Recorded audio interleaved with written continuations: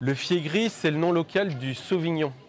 Donc il est aussi reconnu en tant que Sauvignon rose ou Sauvignon gris. La bouteille n'est pas la plus connue des cavistes et c'est ce qui fait toute sa valeur.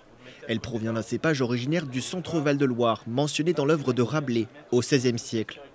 Devenue marginale au fil du temps, la variété a frôlé la disparition. Elle est aujourd'hui mise à l'honneur à l'occasion d'une séance de dégustation consacrée aux cépages rares. On a quelque chose de beaucoup moins dans la vivacité, on est vraiment sur quelque chose de... Il y a un côté un peu agrume, c'est très original. C'est très surprenant parce que c'est très parfumé. Moi je sens une fleur d'oranger très fort, on n'a pas forcément l'habitude. Et ça contredit un peu tout ce qu'on peut dire parfois sur des vieux cépages de Loire qu'on ne connaît pas.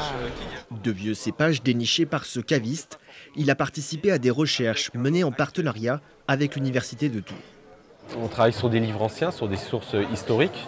Et puis comme on dit souvent, plus on cherche, plus on trouve. Et donc en ayant des noms de cépages qui existaient avant, on arrive à tracer un fil. Et il existe un conservatoire national dans le sud de la France, à Vassal, près de Montpellier. Et on demande à sortir certains cépages qui sont là-bas. Les cépages rares traversent la France et sont acheminés jusqu'en Touraine. Sur cette parcelle, 6 variétés ont été plantées il y a 2 ans. Elles sont entretenues par les bénévoles d'une association de sauvegarde du patrimoine fruitier local.